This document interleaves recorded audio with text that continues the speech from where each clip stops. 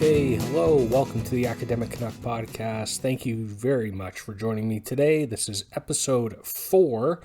Again, don't forget to like, share, and subscribe if you like what's going on here, and I'm really excited to discuss today's topic.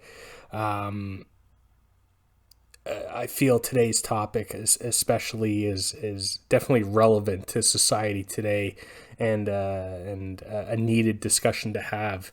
I guess first order of business is I would like to plug my blog page for a moment, carsonbabbage.wordpress.com, for writings of mine on a variety of topics. My most recent post, titled Methodological Trespass, Reading Herbert Marcuse's Repressive Tolerance for Deeper Understanding, looks at the 1965 work of Herbert Marcuse and outlines some of the ideas that Marcuse had. Spoiler alert, they were not very good, so to speak. Just a lot of, shallow and pretentious and contradictory subjects that he touched on, and with purposeful obfuscation, so to speak. So feel free to read that when you get a chance. But inside that article that I wrote came a concept of the fundamental attribution error, or its shorthand, correspondence bias, which is today's topic. First question you might have: what is correspondence bias? Well, the best definition, I guess, to outline it is it's the tendency to either engross or enlarge a certain attribution towards an idea, or depress a certain attribution towards an idea. So it's, in a way, you could say, it is the case of depressing someone's character through overemphasizing an observed behavior. That's another way of looking at it. If I would say, if you're looking for an example of what this means, so to speak, an example that you might hear is, you did not vote for Hillary Clinton, therefore you are a male chauvinist pig. That's an example of a correspondence bias right there. Or, you did not vote for Donald Trump, therefore you are a communist who hates America. That is also a correspondence bias. So you see how you're enlarging or depressing a certain attribute towards an idea, concept, or topic, and then in tandem, you're also depressing someone's character through overemphasizing an observed behavior, like you didn't vote for Hillary Clinton, or you don't approve of Hillary Clinton, therefore you're a male chauvinist, or you're a communist if you don't approve for Donald Trump. That is a fundamental attribution error, or a correspondence bias. What these ultimately are is they're errors in thinking. And within the idea of learning, are errors in crafting meaningful knowledge, meaning it's a failure of crafting meaningful knowledge. So that's kind of the thread on what we're going to be talking about today. We are going to look deeper into some of the studies on correspondence bias, discuss some further examples of this bias in today's world. I'm going to do a little something different here in connecting correspondence bias to servitude. Hopefully you'll enjoy that section, and discuss, the implications for the future and what's going to stem from this moving forward. Okay, so I think what's best to start with is, where does this concept of correspondence bias come from? So correspondence bias comes out of the discipline of social psychology, and it's closely related to other biases in social psychology, such as cognitive bias or attributional bias, that focuses on the applied attributes from one to another person or concept, so to speak. Although this seems applicable, they are ultimately irrational revelations. So, correspondence bias does incorporate an idea. So, when you think, an idea that comes to mind, it's a connection of certain forms of thinking, sort of kind of, I would say, kind of like interdisciplinarity, but it comes from an irrational revelation. So, it's coming from irrational purposes. In a way, and this is my own personal opinion, I'm also seeing how this might relate to the Occam's razor concept. And if you're not familiar with Occam's razor, it is a principle of understanding where two explanations for an effect could be true. One deems to be more likely correct. So, for example, with that, one could go outside and see a tree branch detached from the trunk on the ground, leading to one suggesting that this could be some malicious actor cutting down trees, or even an alien from an unknown planet visiting through the night, cutting down the branch. Okay, that's one way you could look at it. However, the more likely approach is that a gust of wind came through in the night and the branch fell off.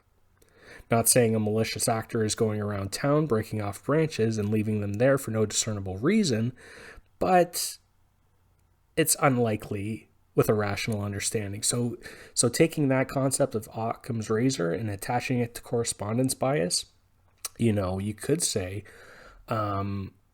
it's quite possible that if you don't vote for Donald Trump, or the people that voted for Donald Trump, some of them may be a communist, sure, but in reality, most aren't. Just like the people that didn't vote for Hillary Clinton, I'm sure there's a male chauvinist in there that didn't vote for Hillary Clinton, but more likely, they weren't all male chauvinists. So that's kind of that understanding with that. Another way of how you can use this concept of bias and correspondence bias to a situation that attributes Occam's razor would be, Donald Trump is doing this thing I don't like, therefore he must be a Russian spy working for Putin.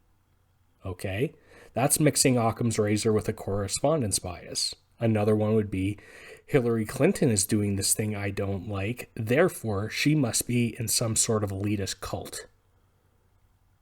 You see where this kind of thinking gets. So if Donald Trump does something, he's obviously a Russian spy. Or if Hillary Clinton does something that I don't like, it's obvious that she's some sort of cult leader.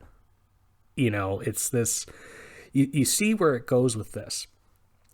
What's more likely are that they are both narcissists who focus on the best interests of themselves as political professionals. So that's the more likely opinion. But you see how these narratives especially get formed, and it's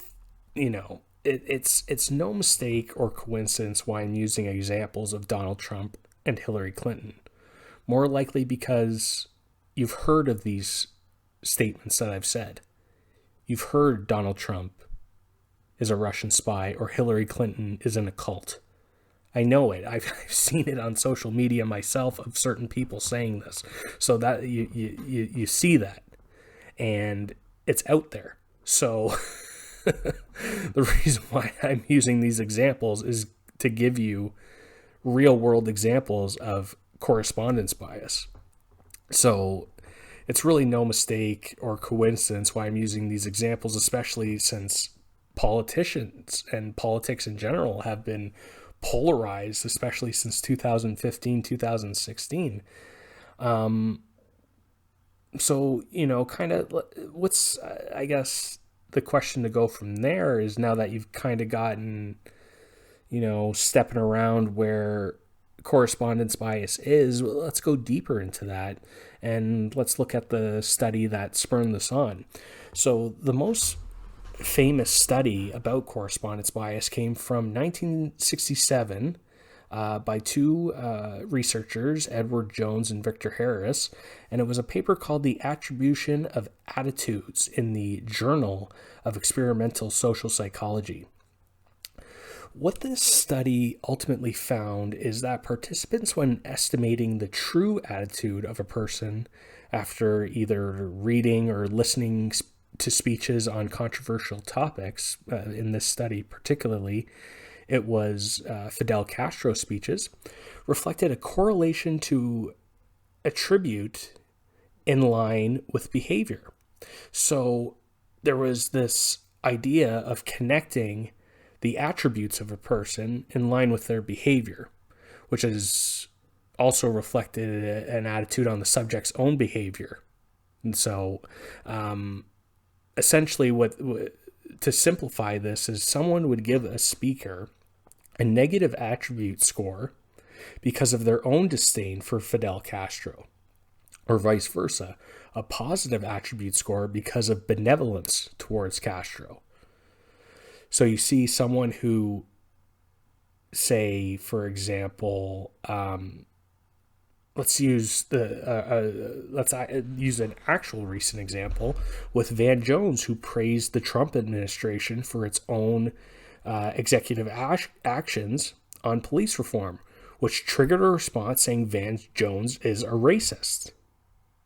So that's someone's negative attitude towards Trump proliferating to an idea discussed by Van Jones saying, thus, if this person is aligned with that person, because I hate that person, I also have to hate them too. So that is another example of a correspondence bias and a negative way of thinking. Or another example is that you have someone like Candace Owens and Ben Shapiro, two conservative voices who have agreed with Trump and Republican policies at certain times and called, a white supremacist and a Nazi. Like, believe that. Candace Owens, an African-American woman, called a white supremacist, and Ben Shapiro, a devout Jewish man, called a Nazi. That's more than a correspondence bias. That's just pure irrational thinking. Just because you're attributing someone to something that you don't like, so it's obvious that they are unacceptable. That's a clear form of a bias towards just your own preconceived notions. So, this error in thinking, this error in knowledge, and error in rationality, to be perfectly honest, it's just this weird concept of perceived truth from individuals. Another example I can point out to, I guess, to be fair, let's go on the other side of the spectrum, is where, some people on the other side of the political spectrum literally said that Joe Biden is a communist. Joe Biden, the man who is the stalling of centralized stimulus, a rejection of a minimum wage increase, along with no fundamental change towards a more contemporary universal health care backed by Wall Street donors and warhawk lobbyists, removes 7 million people off the list who were supposed to be getting the stimulus checks. Like, is that kind of a communist to you? I don't know. If so, that's a new form of communist, if you ask me. But so that's kind of like on the other side of it as well. So what you can see is from these examples of correspondence bias, especially within the political realm, but is also present in science as well. And, in science, especially, let's say in health, for example, it can potentially have more dire consequences. It could also hurt the discovery of science as well. And, because when policy gets involved with this bias within science, it's really a messy situation. I mean, one example that we can use, and it's a contentious example, is the mass study used by the CDC. Now, I know this is such a polarized topic, but since we are, I think, near the end of this whole thing, I feel it is safe to discuss this study, given it was last summer, and was the study that ultimately, caused this cascade effect towards mask mandates in many of the jurisdictions in the United States and all over the world. This study is called Absence of Apparent Transmission of SARS-CoV-2 from two stylists after exposure at a hair salon with a universal face covering policy in Springfield, Missouri, May 2020. It's publicly available. I'll post it in the link in the description if you want to look at the actual study itself. So the news surrounding this research reflected that two symptomatic hairstylists who wore masks while cutting hair caused no spread of COVID-19 to 67 customers, given that the 67 patients, they all tested negative after their time at the hairstylist. Thus, their conclusion in that study, that masks work to stop the spread of COVID-19. So what does it say in the study here? The range of, or what does it say about COVID-19 in general? The range of symptoms for COVID-19, first and foremost, are vast. Symptomatic could be a low-grade fever or a dry cough or even tiredness. The study says respiratory symptoms, so perhaps a mild cough with some congestion, considering the two stylists were committed to working. Essentially what I'm saying is they weren't bedridden with COVID symptoms. They were able to work. So I'm saying, a dry cough or mild cough, perhaps some feverish, type of symptoms, but they were able and committed to working. 67 customers were tested and used the results out of a contact pool of 139. Okay, so this is also interesting. The findings only reflected 48% of the clients initially used in the study, leaving 52% with unknown results. Because remember, they only tested 67 out of the 139. That's only 48%. With that, the amount of false positive and false negatives using the PCR test at the time, I'll post a study for that as well, may reflect a high amount of false positive or false negatives in the test provided. So that also brings some flaws within the study. Even the CDC itself in the study could not definitively approve the findings, only saying adherence to the community's and company's face covering policy likely mitigated spread of SARS-CoV-2. So likely mitigated the spread. But I can, already hear people of, you criticize the CDC the study, thus you are a science denier, or thus you want grandma dead, or you don't trust the CDC, thus you are a conspiracy theorist. All three of those are furthest from the truth, that drive internal biases to the forefront, especially if it fits a quote-unquote manicured persona of how you see COVID or the mask situation, or a manicured persona that you've shaped during this pandemic as being this kind of mask-wearing warrior, pandemic warrior type of thing, which is funny in its own right. The fact that there is criticism towards science makes someone more accepting of science, as science is fundamentally based in skepticism and criticism. Science is done. You have to be skeptical and criticize it to test hypothesis. That's what science is. That's what the scientific method is all about. The craziest jump, though, is this capitulation towards wearing a garment and the murder of a human. I won't even really justify that with a response, really. But the fact that you would go from such, I would say, an inane thing like a mask to the most grandiose example of the death of a human being is just, it's shocking, to say the least. And looking at, you criticize the CDC, you don't trust the CDC, thus you're a science denier, conspiracy theorist. I found a set of tweets here from Matt Iglesias. I question most of his work, but he brings up some good points in this tweet on CDC guidance, that the CDC recommends all steak must be cooked and consumed at medium, and egg yolk must be fully cooked, not runny. Well, Okay, thank you for the tip, CDC, but there's a lot of people like myself who do not like their steak medium.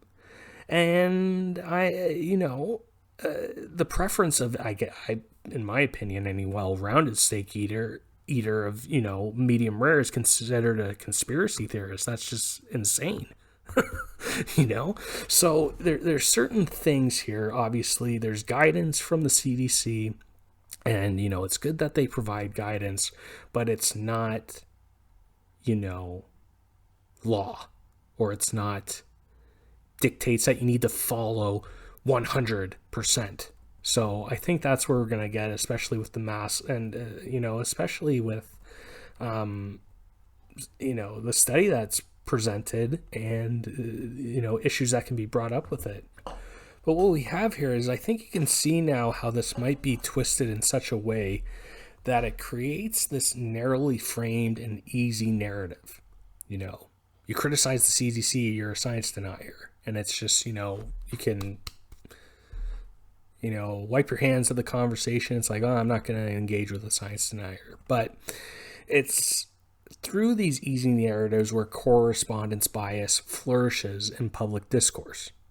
Furthermore, correspondence bias, as seen with some of these examples, might suggest it creates a conspiracy theory and allows them to flourish. So the irony in that is that the person with the correspondence bias who's criticizing the CDC is akin to conspiracy theory is also believing in some conspiracy theory in their own right. For example, the one person who hates Donald Trump so much and think he's a Russian agent just because someone disliked Hillary Clinton is in itself using correspondence bias towards your own conspiracy theory. Using this example where Democratic left-wingers might be getting a little bit of bittersweet taste with this, given they would say, oh yes, right-wingers are conspiracy theorists, but I am not, Well, if you look at some of the narrative around things like COVID, or like I said, Russian collusion involving Trump, and pretty much every CNN, MSNBC, the Young Turks Majority Report headline, you're suffering from that correspondence bias. It's funny because Aaron Matei was, in terms of all these storylines of the Russia collusion and all these things, he calls the Democratic Party conspiracy cult of Blue Anon. Play on words from QAnon there, but you're following a Blue Anon conspiracy, which, I think it's interesting to see that kind of dichotomy in other forms, and it's really not just a left or right issue, it's more of a human issue. So that's something to take away from that. So I was able to merge, past and recent studies with this correspondence bias and make it relatable in a way. At this point in the podcast, I think when we want to talk about correspondence bias, we got to talk about it in its relation to subservience. So this is, I would say, challenging of a topic to get a handle on, because, it's connecting this idea of a bias someone has in their brain, in either can actualize it or they can't actualize it, into this form of subservience towards another entity, have it be a person or an institution, that sort of thing. So I looked towards the 1957 book, Battle for the Mind by William Sargent, which uncovers some, I would say, startling ideas, even more startling, how they're relatable to today's view. In one of the chapters about religion, Sargent uses outcomes from the Milgram experiment and latter studies from Wesley Kilham, for example, that suggests that an increase of stress amongst the people correlates with an increase of obedience amongst the people. This introduces two very interesting concepts here. One, that fear makes people extremely obedient to any direction. And two, Fear makes people look away from themselves to look for direction. So they become less confident in themselves and look outwardly to more direction. Very few seem to search for or explicitly want freedom when they're in this state, so to speak, of fear. And they look to be led, which is I would say, a troubling issue, especially when discussing a free and democratic society. What Sargent also introduces is this kind of Pavlovian concept in reference to the famous research of the dog and the response to the stimulus of food and the sound of a bell, etc., etc. The phrase Pavlov's dog. One might be able to argue that the narratives surrounding correspondence bias is used as a Pavlovian response, creating a negative feedback loop which reinforces or creates new correspondence bias. So reinforces or creates new correspondence bias. This negative feedback loop, much like whenever the bell rings, the dog salivates and wants food because it's conditioned for that. Much like the fear narrative around COVID in the news, people not only hear that, but they hear that, and they get the response from either liking it or shaming people online, and they get a joy out of it, which is strange. It sounds strange, but it's essentially using the concepts from Pavlov and Milgram. So, I mean, this level of servitude, I would say, is surprising to say the least. And I do think it's a problem within our society. Some might say we have laws, so, do you not follow the laws? I don't see a connection in that way in terms of laws. I say there's a big difference between A, following the law, and B, submitting to the laws. If we were to submit to the laws, there would be no reason for courtrooms. There would be no reason to challenge certain laws on standing, so to speak, or through precedent. I mean, there would be no natural law to keep government in check, and would, take the place of law to be a tool used by the government to quell the public. This is, of course, an anti-republican in the classic sense, and anti-republican is also anti-democracy.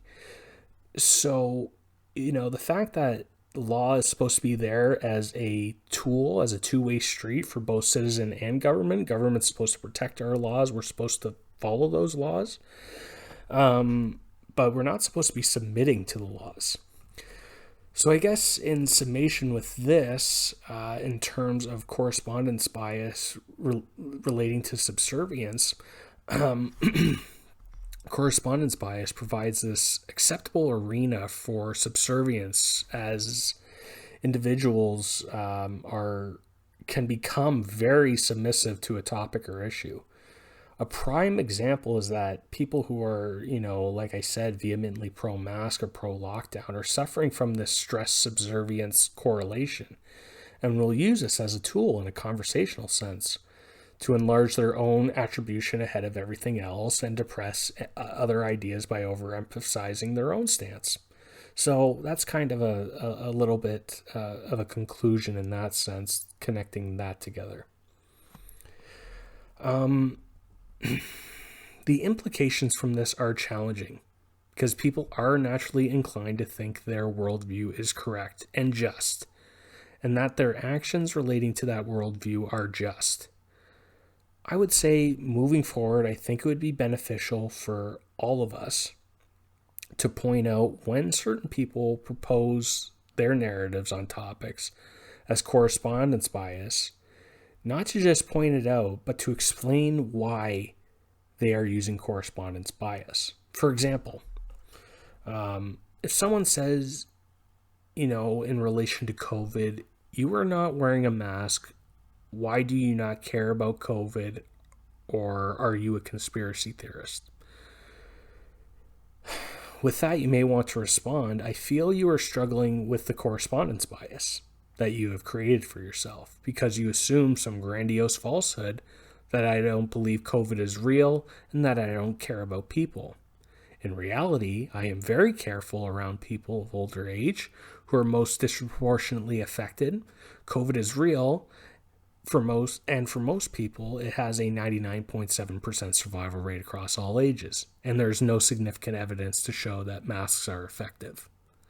So when someone presents that to you, you can use it against them, so to speak, to show their correspondence bias with their kind of grandiose narrative around something. And of course, in this situation, you'd be able to find many articles that show the lack of efficacy of masks, notably the Danish mask study. I'll post that in the description below.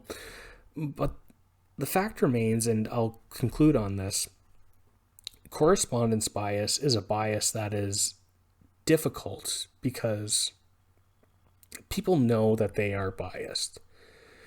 But it is solely based on winning an argument, winning a discussion, winning against another person, either through conversation in person or through social media, etc. Especially, I would say, in social media. The shift that I think really needs to happen is to go away from this idea of winning and towards more of an understanding of certain sides. And what I mean by an understanding is, yeah, we may all have certain biases, but are those biases, do they fall into the category of just criticism or, essentially nonsense? Are they just criticism or nonsense? So that's really what you need to go kind of parse out with this understanding.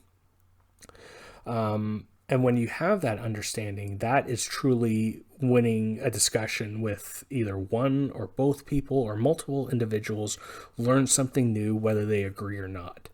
They learn something, and that understanding is true progression in an argument that has been infected earlier with correspondence bias.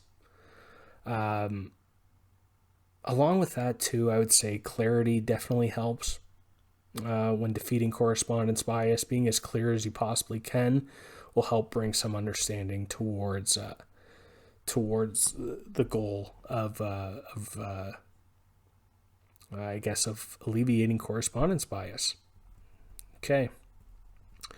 So I'm at about 34 minutes here. In this segment of watching and reading, or reading and watching, however you want to say it, I'm still reading The Parasitic Mind, but I do recommend reading or rereading the book Brave New World by Aldous Huxley.